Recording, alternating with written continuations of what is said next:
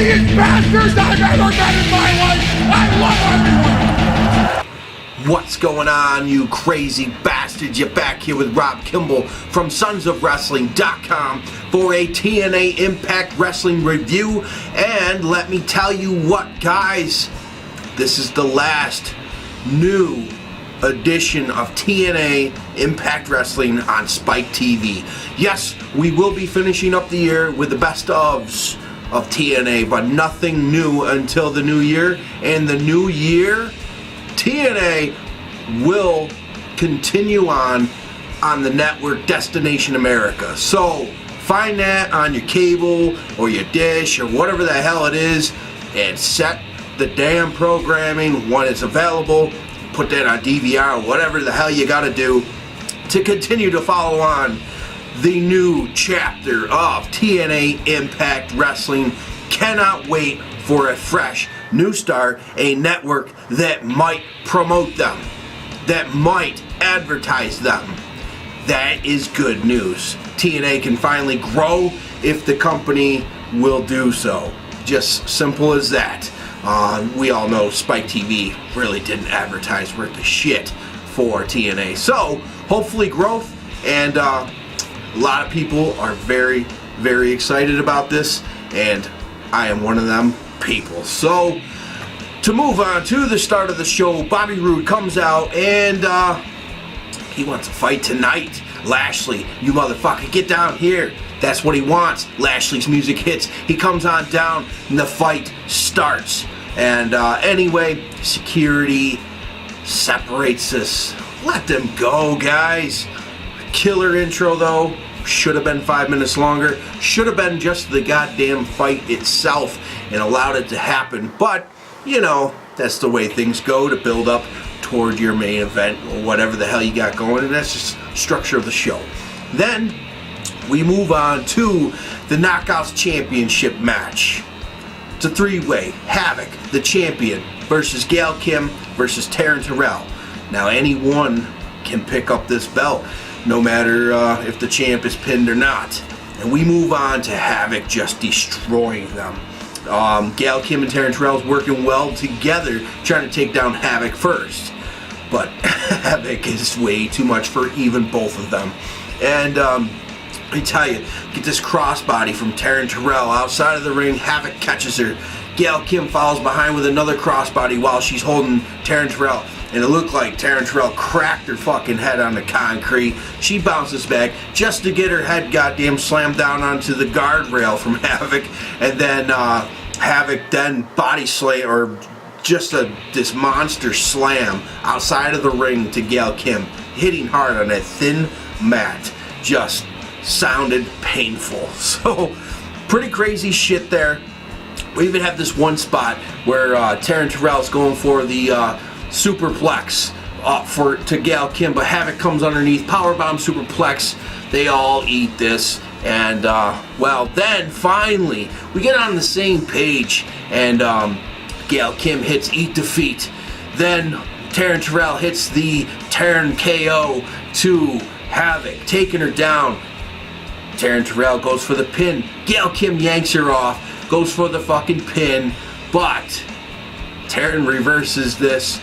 New Knockouts champion, well-deserved, Taryn Terrell. This was awesome, and it leads to many more feuds down the road. I could do Gail Kim versus Taryn Terrell. You can have another down the road, maybe Havoc versus Taryn Terrell, because she's going to need a rematch here to go after her belt, but I don't know how they'll do that, how one-sided it would be. But point is, good stuff to look forward to with the Knockouts, and Taryn Terrell, awesome, deserving champion here.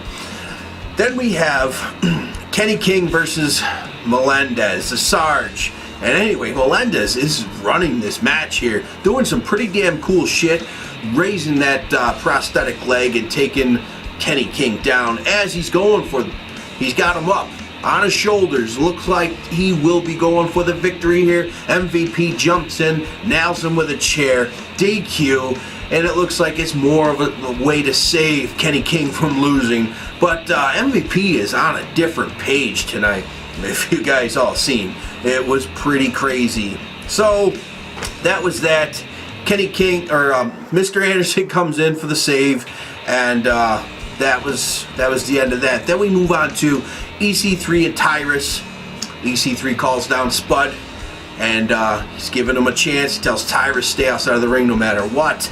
And well, Spud answers to this, comes on down, he's ready to go, and EC3's giving him the first shot. Well, Spud says, I'm not going to hit you, sir. I'm just going to kick you in the balls. And he does, but the beatdown continues. Spud gets beat down. Tyrus does come in, finishes this off, and then EC3 comes back, blood gushing down his head, and he chops a big old chunk of hair off Spud's dude. So, where's that go? Who knows? But Spud's getting a goddamn good following from this. Pretty cool. And the guy, you know, if he was more paired up with a smaller dude, he can go in a ring if you've seen British Boot Camp the first season. Then we move on to MVP backstage jumping. Kurt Angle. Oh, Kurt Angle is not going to like that shit. But the one thing I noticed here, Kenny King's confused. He's like, what are you doing, man? You're off the chain. You're just, wow. So Kenny King lost with this. Then we have, yes, the hardcore match. Bram versus Dreamer. Oh, yes. This was killer. Dreamer comes out. He's met by Bram at the bottom of the ramp, and Dreamer's gashing blood right from the get-go, and it was killer. We've got color. This is the second time tonight. I mean, wow. So TNA is already doing things on a different level, and this match is awesome. Bram, he's going over big time. Just the way he moves in that goddamn ring and the things that he does, just devastating moves, the risks that he takes, it's awesome. I'm a big fan of Bram. Comment down here if you are too.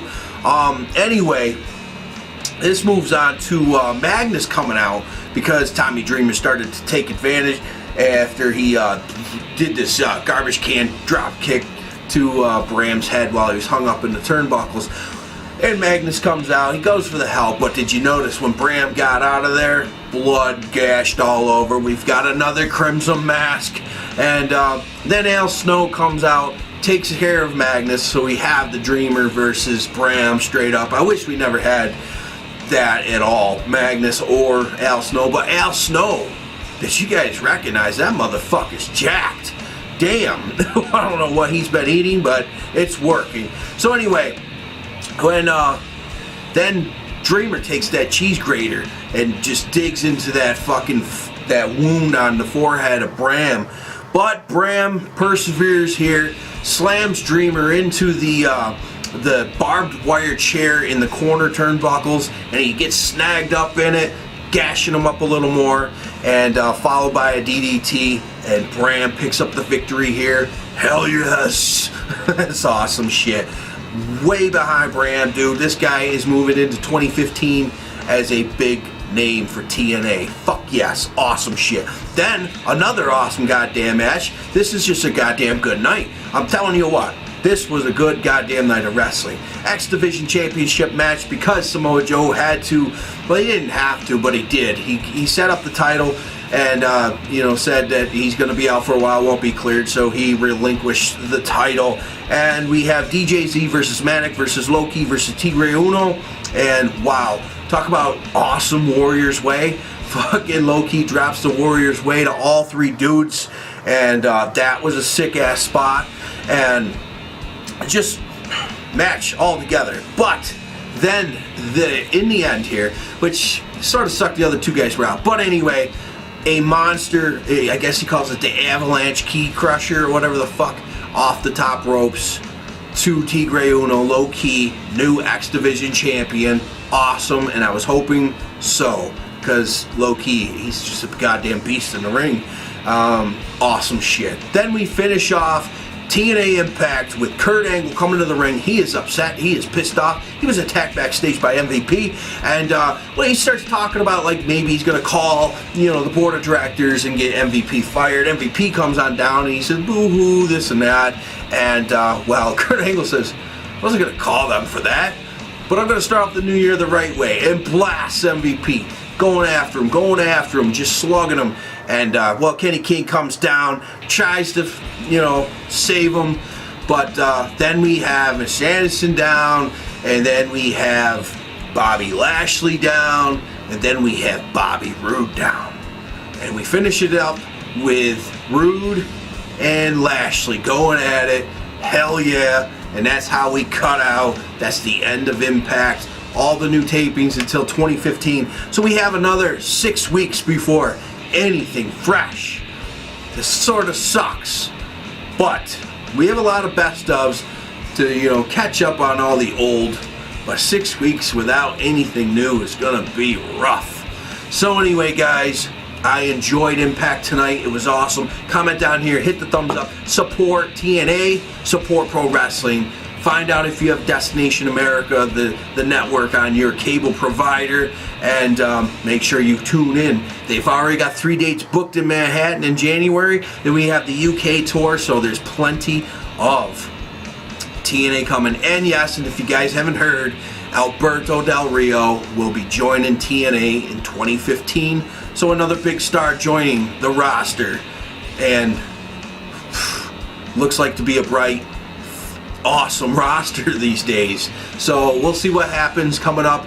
I will keep you up to date with TNA related news on this channel, and so don't forget TNA when they do sign off for a few weeks here. And hey guys, support pro wrestling. Go to sonsofwrestling.com, get yourself some cool ass t-shirts and hoodies and all that good shit. And the store has been filled with all new designs, old designs. It's just being filled. There's over like 65 designs or so, and more to come. So look forward to that. And please, first time here, hit subscribe, hit the thumbs up, comment down here amongst one another, stir up some shit. It's fine. It's awesome. It's pro wrestling. Peace.